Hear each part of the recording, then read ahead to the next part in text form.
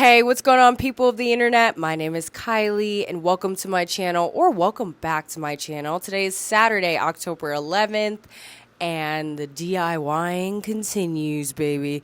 Okay, so if you guys saw my last video, you already know I'm trying to recreate those Mars Hydro buckets over there. We're DIYing it. So what I did was I bought 3 5-gallon food safe buckets from Amazon. All this stuff that I'm using is actually linked in my Amazon shop. So go to kyliegrows.com/links and you'll find everything. So I also bought these inserts. I did talk about these inserts beforehand, but did not actually show you. So I went with the one. There are other inserts where you can have four different inserts, but I figured I want my plan to do the best. So I went with one. I also had to buy an air pump. So this is an air pump that actually comes with some air stones. I actually don't want to use these air stones. They look a little flimsy to me. So I bought air stones like this that came in a pack of 4.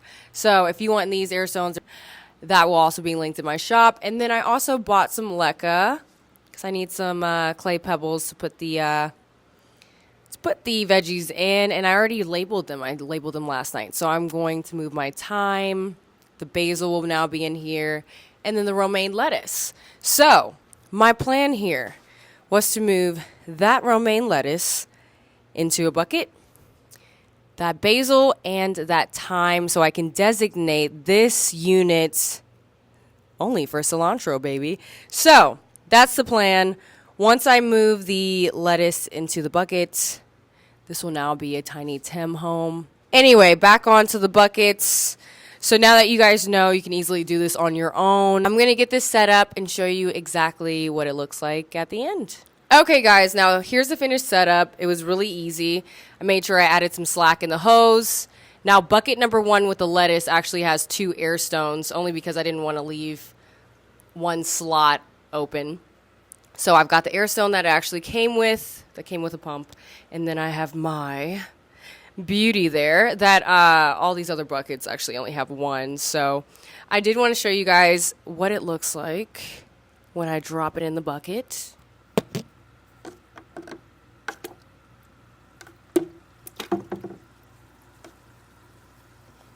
Now, as you can see, I added a lot of slack.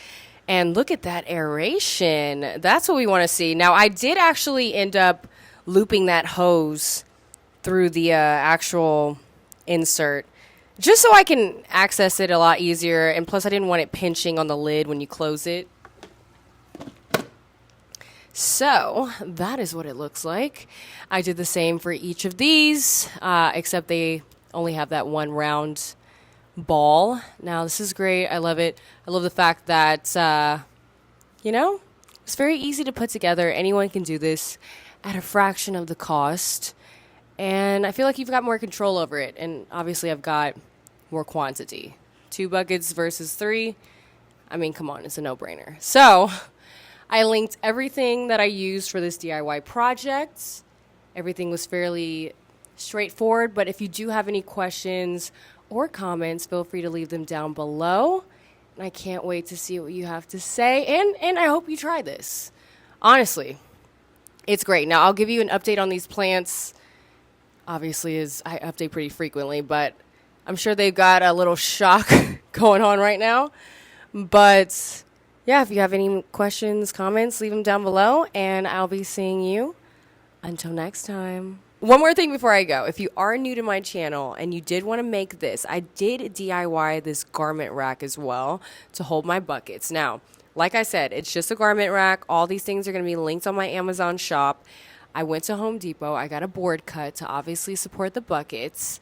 And then, since it's a garment rack, you can easily support your light. So, if you did want to DIY this setup, I will link a video where I go into exact detail on what I did. Again, everything's linked in my shop. Go to kyliegrows.com/links. And again, thank you so much for watching, and I'll see you until next time.